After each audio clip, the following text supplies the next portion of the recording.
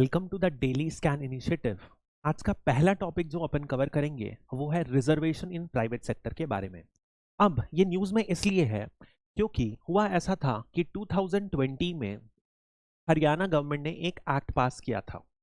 ये एक्ट का नाम था Haryana state employment of local candidates act 2020। अब इस एक्ट के अंदर क्या था, एक बहुत ही बड़ा परसेंट 75% जो रिजर्वेशन था, जितने भी नए एम्प्लॉयमेंट्स बनेंगे आएंगे जनरेट होंगे 75% जो हरियाणा के डोमिसाइल्ड लोग हैं उनको मिलना चाहिए। This was the idea. इसके स्पेसिफिक प्रोविजंस में कुछ स्पेसिफिक कॉस्ट दे रखा था 30,000। ऐसा इसलिए दे रखा था क्योंकि नॉर्मली माना जाता है हायर जितना ज्यादा आपकी सैलरी होते जाती है उतनी ज्यादा आपकी स्किल्स बढ़ते जाती है, और यदि एक लिमिट के ऊपर सेट कर दिया जाए तो मे बी स्किल शॉर्टेज हो जाए। एक जनरल आइडिया है। इसे प्राइवेट कंपनीज के लिए किया गया था, चाहे वो फर्म हो, चाहे प्रोप्राइटर हो, चाहे कोऑपरेटिव हो, मतलब कि कोई भी अदर फॉर्म एक्सेप्ट गवर्नमेंट में ये एजेंडा लागू किया जाएगा। अब दिस वाज द एक्ट। जब से ये एक्ट पास हुआ दो तरीके की बातें हो रही थी। एक तरीके से इस पर पॉलिटिकल मोबिलाइजेशन बहुत ज्यादा हो रहा था। The parties were using it as a means to vote bank politics, number one. और दूसरी बात जो है वो जो था कि जुडिशरी इसको स्ट्राइक डाउन कर देगा, ये बात हो रही थी। तो पिटिशन फाइल हुए एंड फाइनली अभी Punjab and Haryana court, high court ने इसे कैंसिल कर दिया है। तो अब इस वीडियो में अपन डिटेल में बात करेंगे रिजर्वेशन इन प्राइवेट सेक्टर के बारे में, होना चाहिए नहीं होना चाहिए, और हाई कोर्ट के क्या आर्ग्यूमेंट्स थे। तो द फर्स्ट, यदि अपन बात देखें कि ऐसे लॉ की जरूरत क्या है, सबसे पहला यदि अपन समझें तो यूथ जो है अनएम्प्लॉयड है, और खासकर जब आप यदि स्टेट्स देखेंगे हरियाणा टाइप के स्टेट्स, तो इसमें सीएमआईई जो रेगुलरली अनएम्प्लॉयमेंट डेटा निकालता है वो पाया है कि north western states like Punjab Haryana में अनएम्प्लॉयमेंट रेट जो यूथ का है वो खासकर ज्यादा है। और वरिंग कंसर्न ये रहता है कि जितना ज्यादा पढ़े लिखे उतना ज्यादा अनएम्प्लॉयमेंट बढ़ता है। मतलब unemployment is directly proportional to education level. क्योंकि कोई पढ़ लेता है तो वो मीनियल जॉब करना नहीं चाहता है, इसलिए जितना एजुकेशन बढ़ता है अनएम्प्लॉयमेंट नॉर्मली देखा गया है बढ़ते रहता है। तो सरकार का कंटेंशन था कि जॉब लोकल हरियाणवी यूथ को प्रोवाइड करने के लिए हमें ये लॉ लाने की जरूरत है। सेकंड, सबसे बड़ा बात है जो स्टेट गवर्नमेंट कंटेंट करता है, बिकॉज इन्होंने गवर्नमेंट जॉब्स के लिए नहीं किया है। ठीक है, गवर्नमेंट जॉब्स के लिए नहीं किया है तो क्या हुआ, ये केवल प्राइवेट सेक्टर में है। तो it is not discriminating on the basis of firm, जो फर्म के बेसिस में डिफरेंशिएट नहीं कर रहा है। मतलब कि प्राइवेट सेक्टर में ही कंडीशन है, अपने ओन फर्म्स जो सरकारी फर्म्स है उनमें ये कंडीशन नहीं लगाई गई है। इसी से रिलेटेड एक और बात है, यदि अपन आर्टिकल 15 को देखें तो आर्टिकल 15 ये बोलता है the state shall not discriminate on the basis of अलग अलग ग्राउंड, जिसमें एक ग्राउंड है प्लेस ऑफ बर्थ। लेकिन इस आर्टिकल को आप गौर से पढ़ें तो यहां पर लिखा है only shall not discriminate any citizen only on the grounds of these this. मतलब कि केवल place of birth can not be the ground. Place of birth के साथ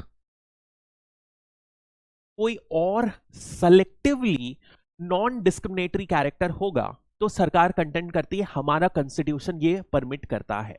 हरियाणा गवर्नमेंट को इन्हें इसी को यूज करके लगाया कि अनएम्प्लॉयड यूथ जो होते हैं वो एक बहुत ही डिस्टिंक्ट क्लास है, उन्हें बाकियों के कंपेयर में सेपरेट किया जा सकता है, और ये एक बहुत ही रीजनेबल क्लासिफिकेशन है। This was the contention by Haryana government.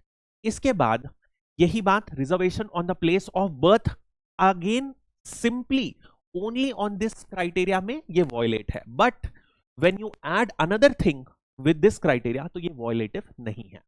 This is the backdrop जिसके तौर पर हरियाणा गवर्नमेंट सपोर्ट करती है। अब इसी में यदि अपन देखें हाईकोर्ट ने क्या क्या इसके अगेंस्ट आर्ग्यूमेंट्स दिए वो अपन समझते हैं। तो सबसे पहले आप सोचो एज अ प्राइवेट एम्प्लॉयर, ठीक है, तो प्राइवेट एम्प्लॉयर इसको क्या मिली है, फंडामेंटल राइट मिली है। क्या राइट है इसकी, आर्टिकल 19 में ये जो बिजनेस करना चाहे इसको परमिट है, फ्रीडम ऑफ बिजनेस है, कोई भी काम कर सकता है अनलेस जो जो रेस्ट्रिक्शन दी गई हैं, तो काम करने की परमिशन है। लेकिन क्या आप इसके काम पे बाधा नहीं बना रहे हो, आप इसमें एक्स्ट्रा कुछ ऑब्लिगेशंस लगा रहे हो, जैसे कि फॉर एग्जांपल आप लोकल्स को रिक्रूट नहीं कर सकते, लोकल्स को ही रिक्रूट करोगे, नॉन लोकल्स को नहीं करोगे, तो these are the restrictions which are placed over and above what is required in article 19, इसलिए ये प्रॉब्लम है, सबसे पहला रीजन।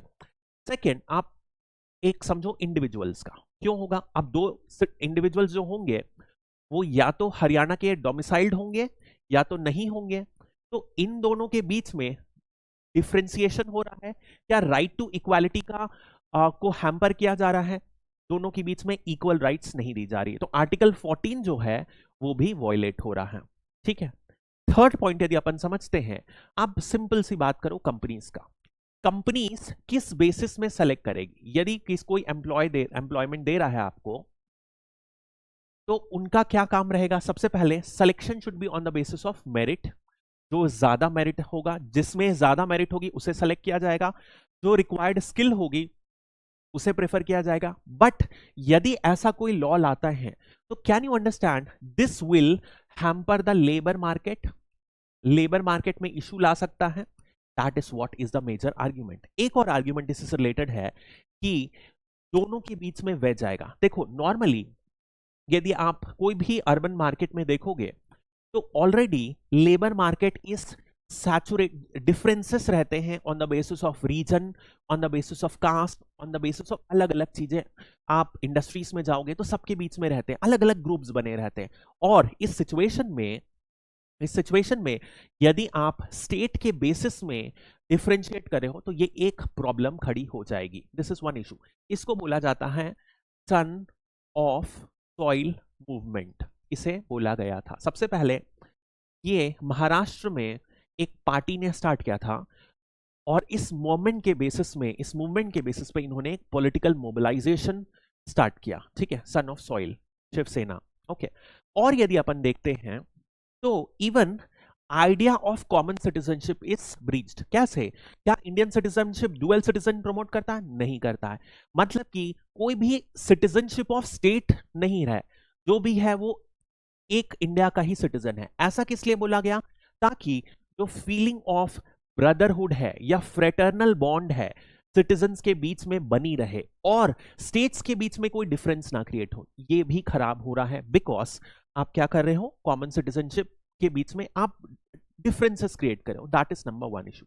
एक और बात, यदि आप आर्टिकल 35 को देखो तो आर्टिकल 35 में दिया है जितने भी प्रोविजंस हैं रिलेटेड टू पार्ट 3, पार्ट 3 मतलब होता है फंडामेंटल राइट्स, उसमें कौन लॉ बनाएगा, उसमें केवल और केवल पार्लियामेंट लॉ बनाएगा, and the legislature of state shall not have, मतलब कि सुप्रीम कोर्ट बोल रहा है जब constitution under article 35 does not permit you to make a law under part 3, तो आप किस जुरिस्डिक्शन में, मतलब क्या उनका जुरिस्डिक्शन है इसमें बनाने का, इस पर भी सवाल उठाया गया है। ठीक है, अब यदि अपन इसी आर्ग्यूमेंट्स को और एक्सटेंड करें तो सिंपल सी बात है, आप सोचो यार, प्राइवेट है, प्राइवेट कंपनी है, उसका मेन मोटिव क्या है, प्रॉफिट, तो आप यदि उसे एक्स्ट्रा कॉस्ट इंपोज करोगे, एक्स्ट्रा कॉस्ट कैसे आएगी, आपको एक कंप्लायंस बर्डन बनाना पड़ेगा, कंप्लायंस रजिस्टर बनाना पड़ेगा, उस रजिस्टर में आपको मेंटेन करना पड़ेगा कि भैया ये हरियाणा का ही है,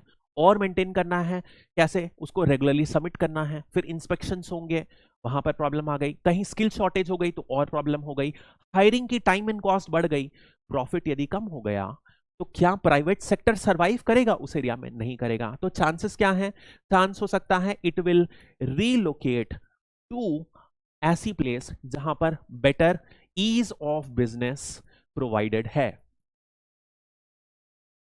दिस इज वन वे। तो वर्क फ्रॉम होम के जमाने में और ऐसे एरिया, ऐसे जमाने में जब अदर वेज पॉसिबल हैं, तो this is not a very feasible option. Next, यदि आप देखोगे कि लेबर मार्केट को ये बहुत ज्यादा डिस्टॉर्ट कर देगा, कैसे डिस्टॉर्ट करेगा, कि आप मेजर जो इशू है वो क्या है, स्किल के बेसिस में सेलेक्ट करो, लेकिन you are artificially wedging between the labours, एक आर्टिफिशियल क्राइटेरिया लगा रहे हो जिसके बेसिस में आप डिफरेंशिएट कर रहे हो लेबर्स के बेसिस में, that would really dampen the labour market. इसके अलावा एक और है कि मेजर इशू क्या है। तो यदि किसी यूथ को जॉब नहीं मिल रही है तो उसका मेजर इशू ये है कि आपको उसकी एजुकेशन में काम करना है, आपको उसकी स्किल्स में काम करना है, साथ ही साथ एडिक्वेट जॉब्स क्रिएट करना है। तो क्या इस क्राइटेरिया से अपन तीनों चीज पर फोकस कर रहे हैं? नहीं कर रहे हैं। तो the real issue is not that कि आप प्राइवेट सेक्टर में रिजर्वेशन लाओ, द रियल इशू इज कि भैया आपको ये तीनों में काम करना है। This is a long term solution which no political party is talking about. इनके बारे में बात करने की जरूरत है। नेक्स्ट, वापस से अपन लाइसेंस राज की तरफ बढ़ रहे हैं। रेड टेपिज्म आएगी, कैसे आएगी? देयर वुड बी मंथली या ईयरली, हाफ ईयरली, जो भी होगा, मतलब पीरियोडिकल इंस्पेक्शन होगी।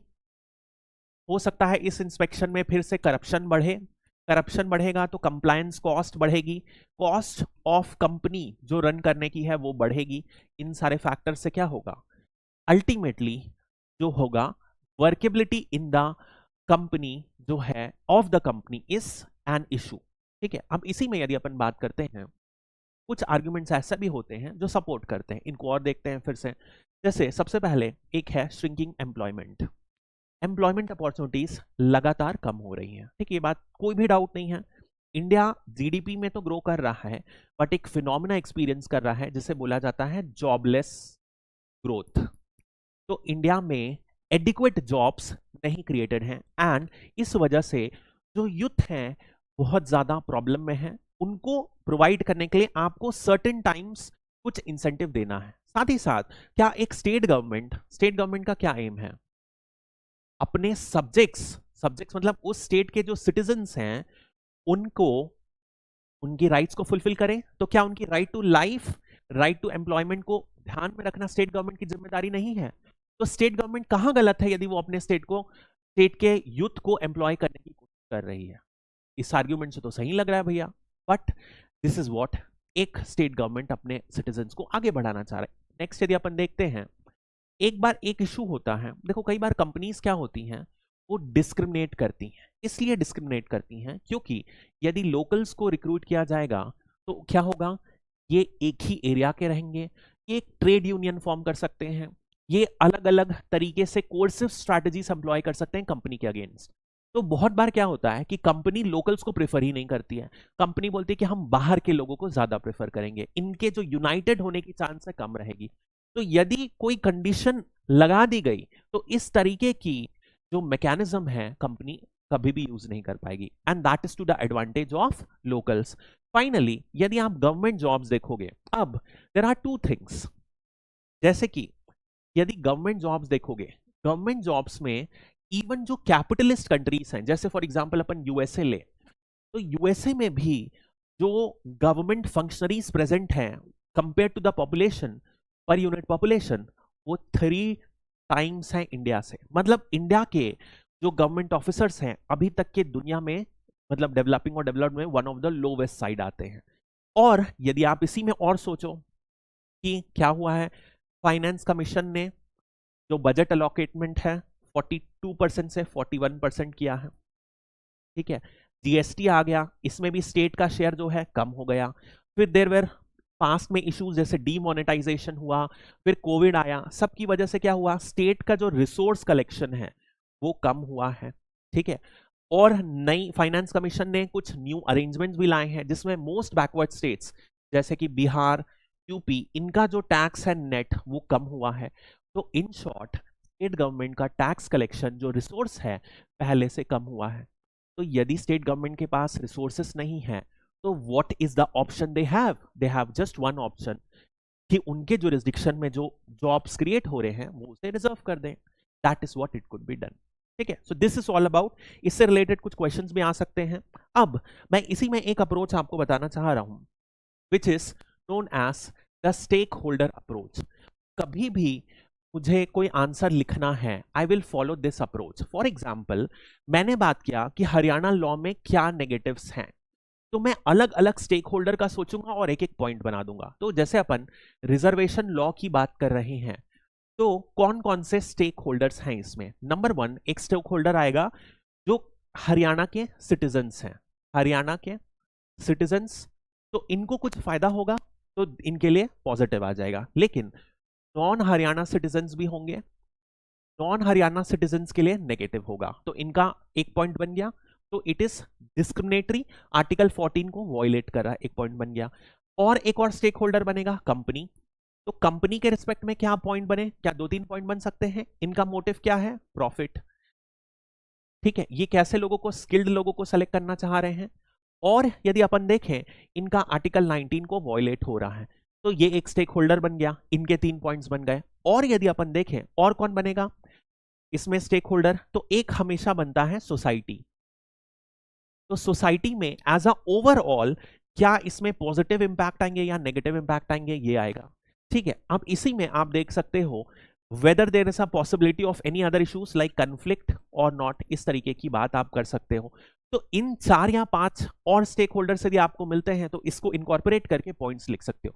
इस अप्रोच को फॉलो करने से होता क्या है, बेसिकली अपन को एग्जाम में 5 या 6 पॉइंट लिखने रहते हैं, याद नहीं रहते हैं। तो following a stakeholder approach हमको पॉइंट्स जनरेट करने में हेल्प करता है, ठीक है। That's all for this topic, thank you, have a nice day.